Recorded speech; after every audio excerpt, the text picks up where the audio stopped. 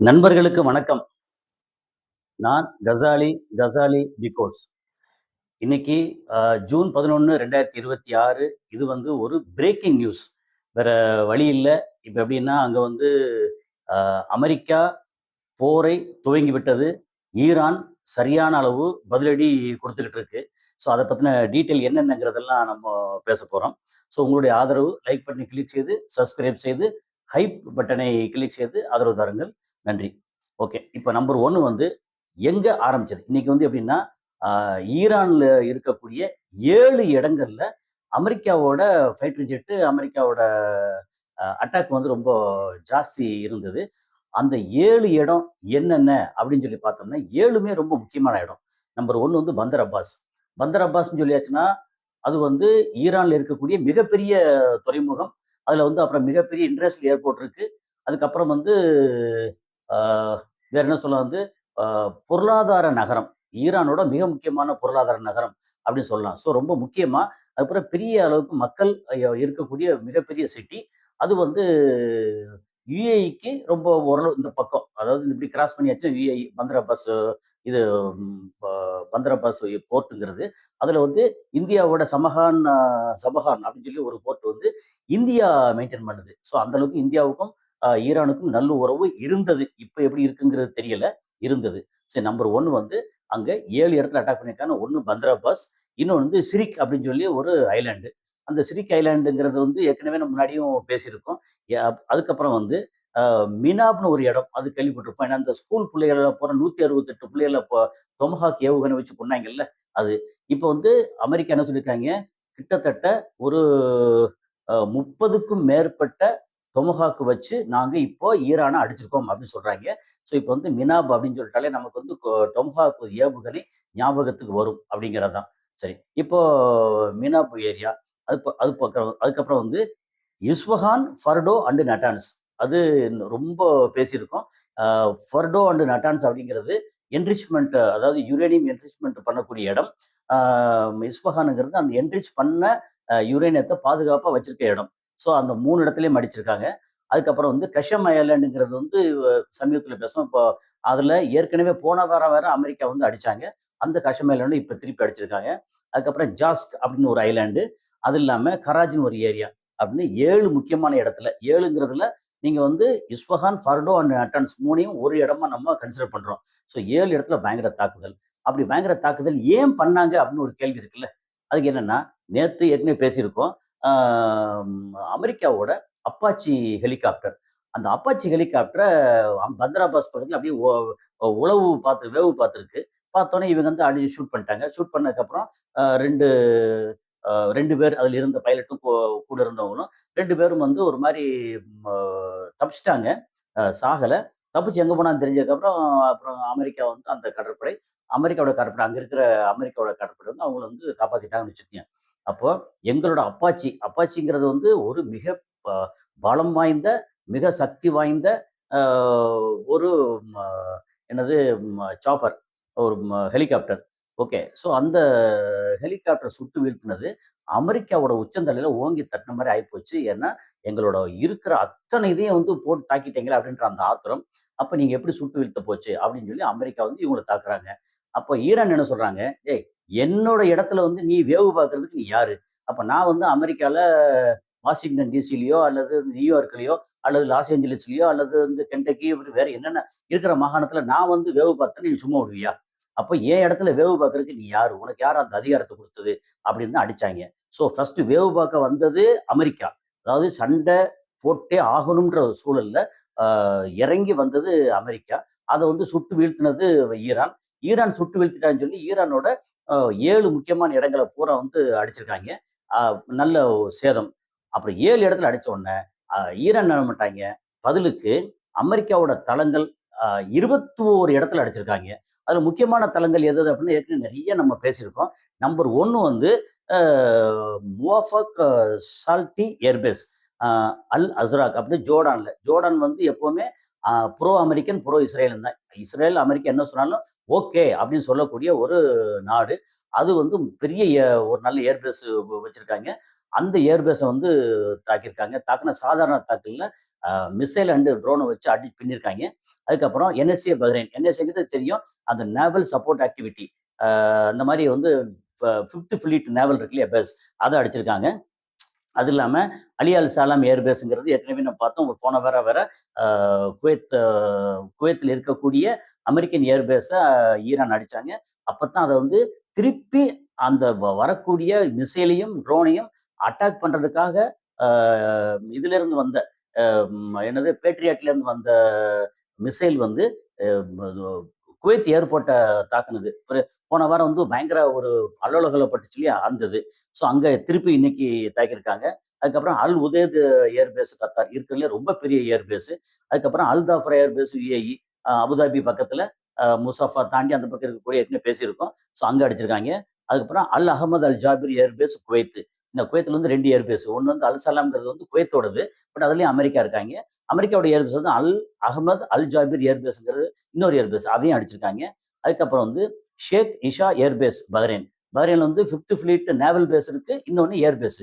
அது எல்லாமே தாக்கியிருக்காங்க. அது வந்து இத்தனை ஏர்பேஸ்ல 21 இடங்கள் வேற அடிச்சிருக்காங்க மொத்தத்துக்கு. இதெல்லாம் சேர்த்து மொத்தம் 21 இடங்கள்ல அடிச்சிருக்காங்க அப்படிங்கிறது. ஸோ ரொம்ப இதெல்லாம் வந்து தாக்கிட்டாங்கிறதுல ஒரு பக்கம். ஆனா இதோட விளைவு என்ன அப்படின்னு சொல்லியாச்சுன்னா, இப்ப இம்மிடியட்டா ஈரான் என்ன பண்ணிட்டாங்கன்னா, ஹர்மோஸ் அதை 100% டோட்டலா வந்து க்ளோஸ் பண்ணிட்டாங்க. ஸோ டோட்டலா க்ளோஸ் பண்ண என்ன ஆகும் அப்படின்னு சொல்லியாச்சுன்னா, ஏற்கனவே 120 டு 140 கப்பல் டெய்லி வந்து அங்க வந்து போனது. வணிக கப்பல், எண்ணெய் கப்பல் அப்படின்னு ஏகப்பட்டது வந்து போனது. அதுல எல்லாம் குறைச்சு ஒரு 25, 26, 30, 35, 40 அப்படின்னு கப்பல்கள் வந்து போனது. அதாவது ரொம்ப மோசம் இல்லாம பரவாயில்ல, ஒரு 1/3 1/4 அளவுக்கு கப்பல்கள் வந்து போனது.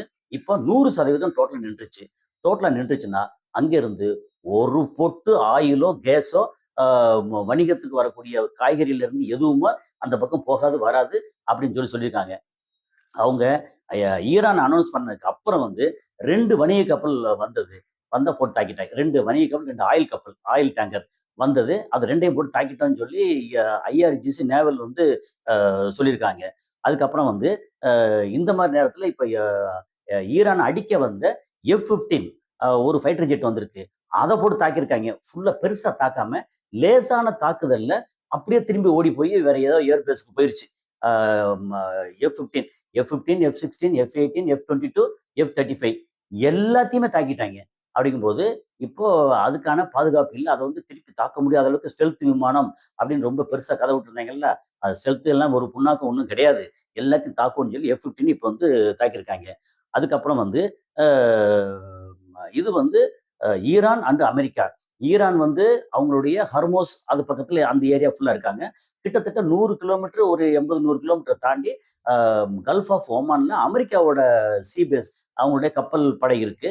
2 பேரும் டைரக்டா வந்து ஷூட் பண்ணியிருக்காங்க. அப்படின்னா ஒண்ணு இவங்க நெருங்கி வந்திருக்கணும், அமெரிக்கா நெருங்கி வந்திருக்கணும்.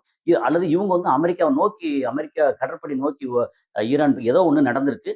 ஸோ பெரிய அளவுக்கு எக்ஸ்சேஞ்ச் ஆஃப் ஃபயர் அப்படின்னு சொல்லுவாங்க இல்லையா, நம்ம 2 பேரும் பயங்கரமா தாக்கியிருக்காங்க. ஸோ இந்த தாக்குதல்ல ரொம்ப முக்கியமா சேதம் வந்து என்னன்னு தெரியல. ஆனா பெரிய சேதம். அமெரிக்கா வந்து சொல்ல முடியாத அளவுக்கு வந்து சேதப்பட்டிருக்கு. ஆனா அமெரிக்காவோட நாடு சேதப்படல. அமெரிக்காவோட வளங்கள், அமெரிக்காவோட பேஸ் எல்லாம் ரொம்ப சேதப்பட்டிருக்கு. அதுக்கப்புறம் வந்து இமிடியேட்டா என்ன பண்ணிட்டாங்கன்னா, குவைத்து, அதுக்கப்புறம் பஹ்ரைன், ஜோர்டான், இந்த மாதிரி முக்கியமா எந்த இதெல்லாம் தாக்குதலுக்கு இரையாச்சோ, இலக்காச்சோ அந்தந்த நாடுகள்லாம் தன்னுடைய வான்வெளியை வந்து மொத்தத்துக்கு க்ளோஸ் பண்ணிட்டாங்க. இப்போ ஃப்ளைட் போகாது. இப்போ எப்படின்னா கரெக்டா வந்து இப்போ ஜூன் 15க்கு அப்புறமே யுஏஇல இருக்கக்கூடிய, குவைத்தில் இருக்கக்கூடிய, பஹ்ரைன்ல இருக்கக்கூடிய, சவுதியில இருக்கக்கூடிய நம்ம இந்தியர்கள் வந்து சம்மர் வெக்கேஷனுக்கு ஊருக்கு வருவாங்க. நிறைய பேர் வந்து டிக்கெட் புக் பண்ணிட்டு இருக்காங்க. டிக்கெட் வந்து கிடைக்கல. ரொம்ப வந்து ஒரு சிக்கலா இருக்கு. இப்போ வந்து எல்லா ஏர்பேஸையும் மூடிட்டாங்க. இது வான்வெளியை பூரா மூடிட்டாங்கன்னா டிக்கெட் எடுத்தும் பிரயோஜனம் இல்லை. எல்லாமே வந்து போஸ்ட்போன் ஆயிரும். எல்லாருக்கும் சிரமம். அது போக நமக்கு இங்க இருந்து ஒரு விஷயமும், அதாவது தேவைப்படுற உணவுப் பொருள் போகாது. அத்தியாவசிய பொருள் ரொம்ப முக்கியம் போகாது. அப்புறம் இந்தியாவுக்கு தேவைப்படுற அத்தியாவசிய பொருளான கேஸ் அண்டு ஆயில் இது உடனே வராது. இப்போ ரொம்ப வராம ஓரளவு குறைச்ச இருந்தா கூட அதுவும் வரல அப்படின்னா இந்தியாவுக்கே ரொம்ப ஒரு சிக்கல் தான். இப்போதைக்கு என்ன பண்ணாங்கன்னா, கிட்டத்தட்ட ஒரு 50 டு 60 நாள் தேவைப்படுற அளவுக்கு குரூட் ஆயில், அதுக்கப்புறம் வந்து ரிஃபைன் பண்ண பெட்ரோல், டீசல் எல்லாம் வந்து கையில ஸ்டாக் இருக்கு. அந்த ஸ்டாக் வந்து போய்க்கிட்டே இருக்கு. இப்போ பார்த்தீங்கன்னா, இப்போ நம்ம ஈவன் சென்னையில பார்த்தா அந்த சிஎன்ஜி அப்படின்னு சொல்லி கம்ப்ரஸ்ட் நேச்சுரல் கேஸ் இருக்கு இல்லையா? அதுக்காக ஆட்டோ, காரு, கீரு எல்லாம் வந்து ஒவ்வொரு பெட்ரோல் ஸ்டேஷன்லயும் கியூல நிக்குது. ஆனா பெட்ரோல், டீசலுக்கு வந்து அவ்வளோ கியூ இல்ல. பட் சிஎன்ஜிக்கு வந்து பயங்கர கியூ நிக்குது. அதுவே ஒரு பெரிய சிக்கல்ல இருக்கு. இப்ப வந்து இந்த ஹர்மோஸ டோட்டலா குளோஸ் பண்ணிட்டாய்ங்க. பிளஸ் வந்து அந்த சைடுல பாப்-எல் மந்தீப்ன்ற ஜலசந்தி, அதையுமே வந்து ஹவுத்தி சொல்லி அதையும் குளோஸ் பண்ணியிருக்காய்ங்க. ஆனா 100% குளோஸ் பண்ணல. இஸ்ரேல் சம்பந்தப்பட்டது மட்டும் தான் இஸ்ரேல், அமெரிக்கா சம்பந்தப்பட்டது மட்டும் குளோஸ் பண்ணியிருக்காங்க. ஸோ அமெரிக்கா வந்து இந்தியாவோட கமர்ஷியல் ஷிப் அத வந்து அட்டாக் பண்ணாய்ங்க. அதுல ஒரு ஒரு 20 பேருக்கு மேல காப்பாத்தியாச்சு. இன்னும் 3 பேர் வந்து எங்க போனாங்கன்னு தெரியல. இந்தியா வந்து உண்மையிலேயே இந்திய கடற்படை, இந்தியா சம்பந்தப்பட்டவங்க வந்து அவங்க எங்க இருக்காங்கன்னு வந்து தேடுறாங்க. உண்மையிலேயே பாவம். அதாவது கப்பல்ல வேலை அப்படின்னு சொல்லி ரொம்ப பயங்கரமா ஆனா நல்ல சம்பளம் 6 மாசம் கடலுக்குள்ள 6 மாசம் வந்து ஊர்ல லீவு அப்படின்னு சொல்லிலாம் சொல்லுவாங்க. ஆனா எவ்வளோ ரிஸ்க். போனா அங்க வந்து பயங்கரமான டைடல் வேவ் அது இதுன்னு சொல்லி போய் கடலே வந்து ஒரு பயங்கர அபாயகரமான இடம். அது வந்து இவ்வளோ தூரம் போய்க்கிட்டு இருக்கும்போது, இடையில பார்த்தா இந்த சோமாலியா கடற்கொள்ளையர்கள் அப்படின்னு சொல்லி பைரேட்ஸ வச்சு அது வேற பிரச்சனையா இருக்கும். இப்ப பார்த்தீங்கன்னா, இந்த பிரச்சனையில வந்து ஹர்மோஸ் பக்கம் போகணும் அப்படின்னா, வேற வழி இல்ல. கேப்டன் சொல்லியாச்சுன்னா, அங்க மேல சொல்லியாச்சுன்னா போய்த்தாகணும். அங்க போம்போது தாக்கியாச்சுன்னா உயிருக்கு வந்து உத்தரவாதம் இல்ல. அப்படிங்கிற ரொம்ப மோசமான சிச்சுவேஷன். இப்ப என்ன அப்படின்னா, இந்த பிரேக்கிங் நியூஸ்ல ரொம்ப முக்கியமான விஷயம் என்ன அப்படின்னா, அ இப்போ அமெரிக்கா அண்ட் ஈரான் வந்து நேரடி மோதல்ல வந்து ஸ்டார்ட் பண்ணிட்டாங்க.